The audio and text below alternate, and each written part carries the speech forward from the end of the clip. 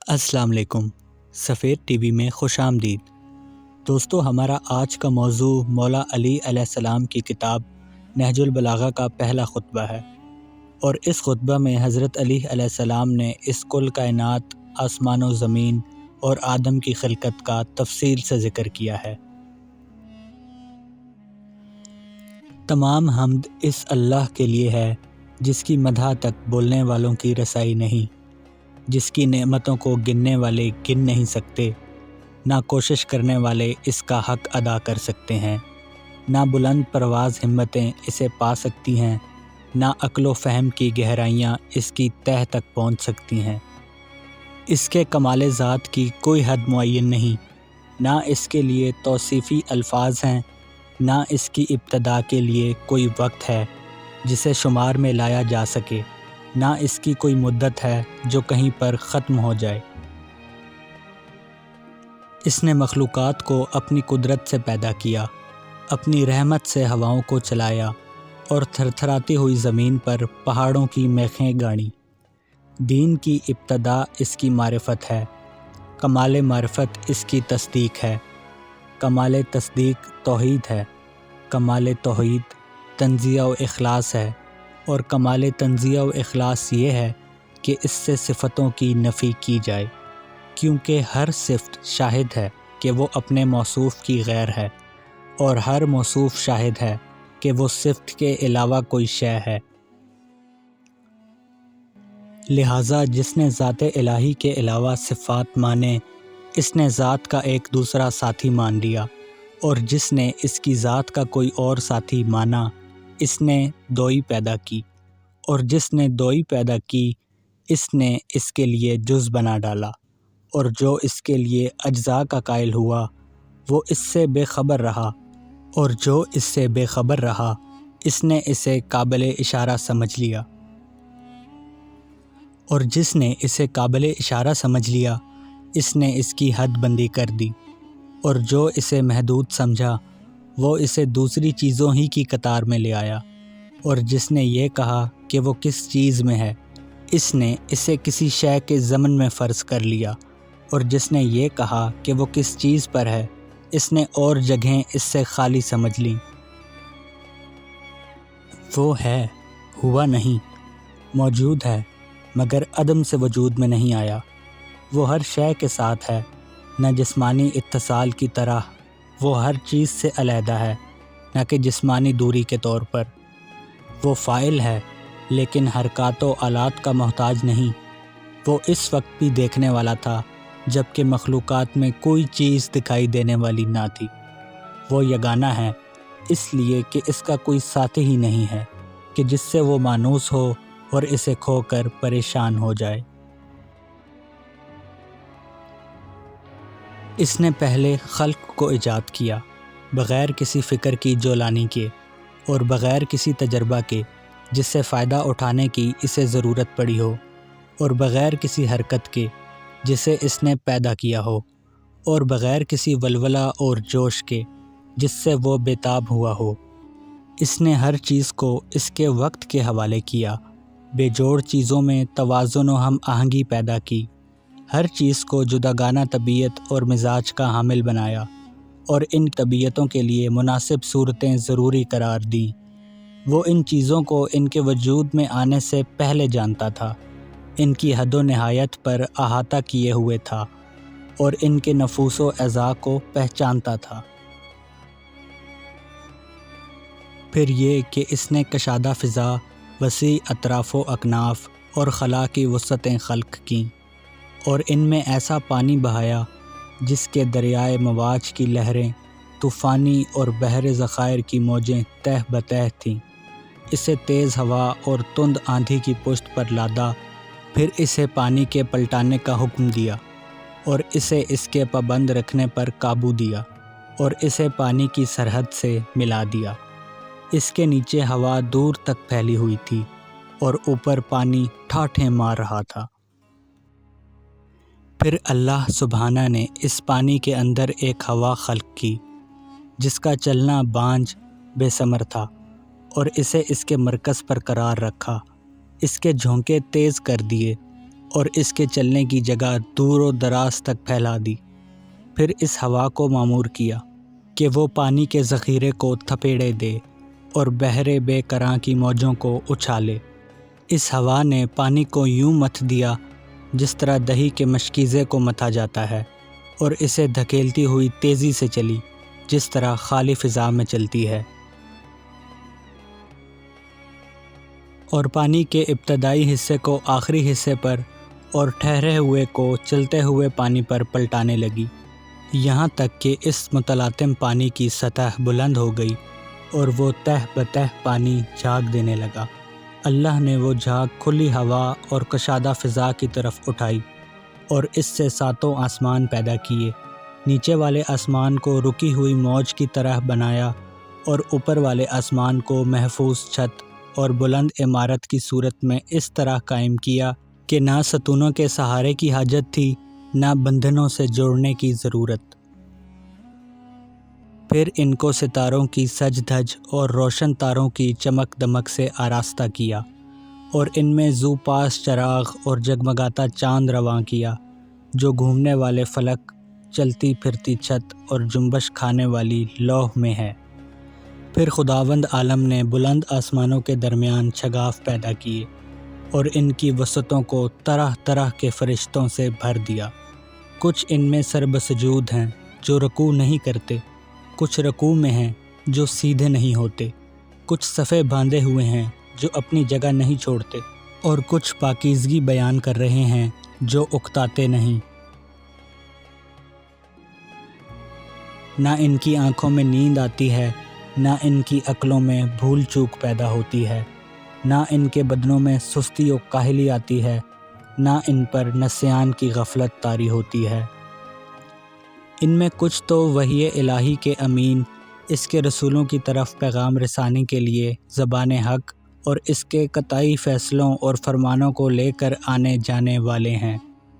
کچھ اس کے بندوں کے نگہبان اور جنت کے دروازوں کے پاسبان ہیں۔ کچھ وہ ہیں جن کے قدم زمین کی تہ میں جمے ہوئے ہیں اور ان کی گردنیں بلند ترین آسمانوں سے بھی باہر نکلی ہوئی ہیں، اور ان کے پہلو اطراف عالم سے بھی آگے بڑھ گئے ہیں۔ ان کے شانے عرش کے پایوں سے میل کھاتے ہیں۔ عرش کے سامنے ان کی آنکھیں جھکی ہوئی ہیں اور اس کے نیچے اپنے پروں میں لپٹے ہوئے ہیں، اور ان میں اور دوسری مخلوقات میں عزت کے حجاب اور قدرت کے سرا پردے حائل ہیں۔ وہ شکل و صورت کے ساتھ اپنے رب کا تصور نہیں کرتے، نہ اس پر مخلوق کی صفتیں طاری کرتے ہیں، نہ اسے محل و مکان میں گھرا ہوا سمجھتے ہیں، نہ اشباہ و نظائر سے اس کی طرف اشارہ کرتے ہیں۔ پھر اللہ نے سخت و نرم اور شیریں و شورہ زار زمین سے مٹی جمع کی، اسے پانی سے اتنا بھگویا کہ وہ صاف ہو کر نتھر گئی، اور تری سے اتنا گوندھا کہ اس میں لس پیدا ہو گیا۔ اس سے ایک ایسی صورت بنائی جس میں موڑ ہیں اور جوڑ، اعضاء ہیں اور مختلف حصے۔ اسے یہاں تک سکھایا کہ وہ خود تھم سکی، اور اتنا سخت کیا کہ وہ کھنکھنانے لگی۔ ایک وقت معین اور مدت معلوم تک اسے یوں ہی رہنے دیا۔ پھر اس میں روح پھونکی تو وہ ایسے انسان کی صورت میں کھڑی ہو گئی جو قوائے ذہنی کو حرکت دینے والا، فکری حرکات سے تصرف کرنے والا، اعضاء و جوارح سے خدمت لینے والا اور ہاتھ پیروں کو چلانے والا ہے، اور ایسی شناخت کا مالک ہے جس سے حق و باطل میں تمیز کرتا ہے، اور مختلف مزوں، بوؤں، رنگوں اور جنسوں میں فرق کرتا ہے۔ خود رنگا رنگ کی مٹی اور ملتی جلتی ہوئی موافق چیزوں اور مخالف ضدوں اور متضاد خلطوں سے اس کا خمیر ہوا ہے، یعنی گرمی، سردی، تری اور خشکی کا پیکر ہے۔ پھر اللہ نے فرشتوں سے چاہا کہ وہ اس کی سونپی ہوئی ودیعت ادا کریں اور اس کے پیمانے وصیت کو پورا کریں جو سجدہ آدم علیہ السلام کے حکم کو تسلیم کرنے اور اس کی بزرگی کے سامنے تواضع و فروتنی کے لیے تھا۔ اس لیے اللہ نے کہا کہ آدم علیہ السلام کو سجدہ کرو۔ ابلیس کے سوا سب نے سجدہ کیا، اسے عصبیت نے گھیر لیا، بدبختی اس پر چھا گئی۔ اس نے آگ سے پیدا ہونے کی وجہ سے اپنے آپ کو بزرگ و برتر سمجھا اور کھنکھناتی ہوئی مٹی کی مخلوق کو ذلیل جانا۔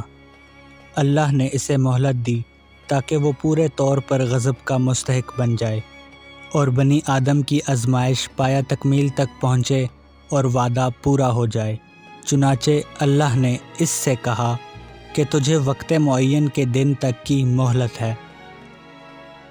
پھر اللہ نے آدم علیہ السلام کو ایسے گھر میں ٹھہرایا جہاں ان کی زندگی کو خوشگوار رکھا۔ انہیں شیطان اور اس کی عداوت سے بھی ہوشیار کر دیا، لیکن ان کے دشمن نے ان کے جنت میں ٹھہرنے اور نیکوں کاروں میں مل جل کر رہنے پر حسد کیا اور آخر کار انہیں فریب دے دیا۔ آدم علیہ السلام نے یقین کو شک اور ارادے کے استحکام کو کمزوری کے ہاتھوں بیچ ڈالا، مسرت کو خوف سے بدل لیا اور فریب خوردگی کی وجہ سے ندامت اٹھائی۔ پھر اللہ نے آدم علیہ السلام کے لیے توبہ کی گنجائش رکھی، انہیں رحمت کے کلمے سکھائے، جنت میں دوبارہ پہنچانے کا ان سے وعدہ کیا اور انہیں دار ابتلاء و محل افزائش نسل میں اتار دیا۔ اللہ سبحانہ نے ان کی اولاد سے انبیاء علیہم السلام چنے، وہی پر ان سے عہد و پیمان لیا، تبلیغ رسالت کا انہیں امین بنایا، جبکہ اکثر لوگوں نے اللہ کا عہد بدل دیا تھا۔ چنانچہ وہ اس کے حق سے بے خبر ہو گئے، اوروں کو اس کا شریک بنا ڈالا۔ شیاطین نے اس کی معرفت سے انہیں روگرداں اور اس کی عبادت سے الگ کر دیا۔ اللہ نے ان میں اپنے رسول علیہ السلام مبعوث کیے اور لگاتار انبیاء علیہ السلام بھیجے تاکہ ان سے فطرت کے عہد و پیمان پورے کرائیں، اس کی بھولی ہوئی نعمتیں یاد دلائیں، پیغام ربانی پہنچا کر حجت تمام کریں، عقل کے دفینوں کو ابھاریں اور انہیں قدرت کی نشانیاں دکھائیں۔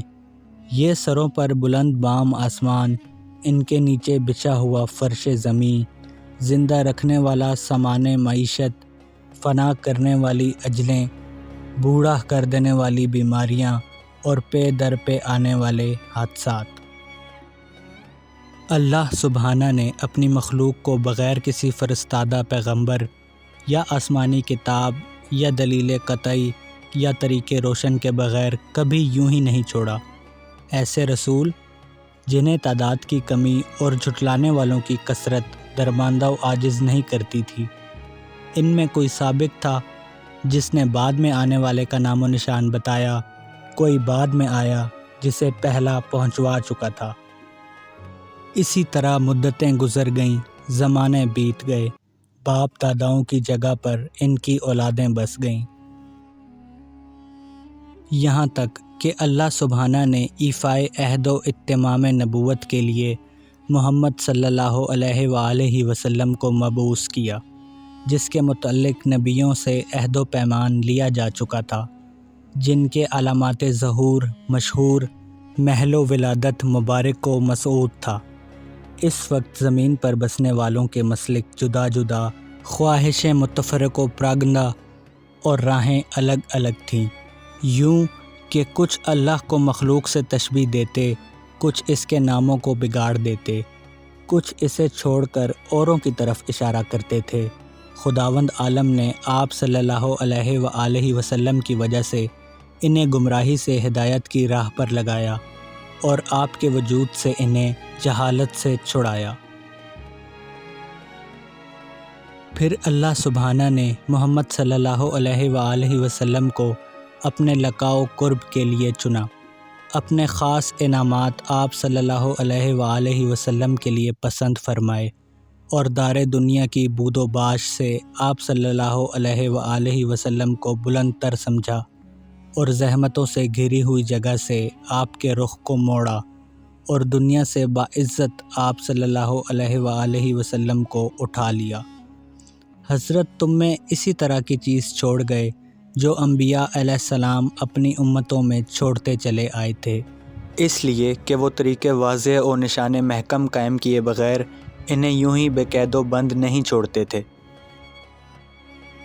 پیغمبر صلی اللہ علیہ وآلہ وسلم نے تمہارے پروردگار کی کتاب تم میں چھوڑی ہے، اس حالت میں کہ انہوں نے کتاب کے حلال و حرام، واجبات و مستحبات، ناسخ و منسوخ، رخص و عزائم، خاص و عام، عبر و امثال، مقید و مطلق، محکم و متشابہ کو واضح طور سے بیان کر دیا، مجمل آیتوں کی تفسیر کر دی، اس کی گتھیوں کو سلجھا دیا۔ اس میں کچھ آیتیں وہ ہیں جن کے جاننے کی پابندی عائد کی گئی ہے، اور کچھ وہ ہیں کہ اگر اس کے بندے ان سے ناواقف رہیں تو مذائقہ نہیں۔ کچھ احکام ایسے ہیں جن کا وجوب کتاب سے ثابت ہے اور حدیث سے ان کے منسوخ ہونے کا پتہ چلتا ہے، اور کچھ احکام ایسے ہیں جن پر عمل کرنا حدیث کی روح سے واجب ہے لیکن کتاب میں ان کے ترک کی اجازت ہے۔ اس کتاب میں بعض واجبات ایسے ہیں جن کا وجوب وقت سے وابستہ ہے اور زمانہ آئندہ میں ان کا وجوب برطرف ہو جاتا ہے۔ قرآن کے محرمات میں بھی تفریق ہے، کچھ کبیرہ ہیں جن کے لیے آتش جہنم کی دھمکیاں ہیں، اور کچھ صغیرہ ہیں جن کے لیے مغفرت کے توقعات پیدا کیے ہیں۔ کچھ اعمال ایسے ہیں جن کا تھوڑا سا حصہ بھی مقبول ہے اور زیادہ سے زیادہ اضافے کی گنجائش رکھی ہے۔ اسی خطبہ میں حج کے سلسلے میں فرمایا، اللہ نے اپنے گھر کا حج تم پر واجب کیا جسے لوگوں کا قبلہ بنایا ہے، جہاں لوگ اس طرح کھنچ کر آتے ہیں جس طرح پیاسے حیوان پانی کی طرف، اور اس طرح وارفتگی سے بڑھتے ہیں جس طرح کبوتر اپنے آشیانوں کی جانب۔ اللہ تعالیٰ نے اس کو اپنی عظمت کے سامنے ان کی فروتنی و عاجزی اور اپنی عزت کے اعتراف کا نشان بنایا ہے۔ اس نے مخلوق میں سے سننے والے لوگ چن لیے جنہوں نے اس کی آواز پر لبیک کہی اور اس کے کلام کی تصدیق کی۔ وہ انبیاء علیہم السلام کی جگہوں پر ٹھہرے، عرش پر طواف کرنے والے فرشتوں سے شباہت اختیار کی۔ وہ اپنی عبادت کی تجارت گاہ میں منفعتوں کو سمیٹتے ہیں اور اس کی وعدہ گاہ مغفرت کی طرف بڑھتے ہیں۔ اللہ سبحانہ نے اس گھر کو اسلام کا نشان اور پناہ چاہنے والوں کے لیے حرم بنایا ہے۔ اس کا حج فرض اور ادائیگی حق کو واجب کیا ہے اور اس کی طرف راہنوردی فرض کر دی ہے۔ چنانچہ اللہ نے قرآن میں فرمایا، اللہ کا واجب الادا حق لوگوں پر یہ ہے کہ وہ خانہ کعبہ کا حج کریں جنہیں وہاں تک پہنچنے کی استطاعت ہو، اور جس نے کفر کیا تو جان لے کہ اللہ سارے جہان سے بے نیاز ہے۔ ویڈیو دیکھنے کا شکریہ۔ آپ کے لائک، شیئر اور چینل سبسکرائب کرنے سے ہماری حوصلہ افزائی ہوگی۔ ہمیں مزید سپورٹ کرنے کے لیے آپ ہماری آن لائن شاپ جیپ بیس سے مختلف پروڈکٹس آرڈر کر سکتے ہیں، جس کا لنک ڈسکرپشن میں موجود ہے۔ اپنا بہت خیال رکھیے گا۔ اللہ حافظ۔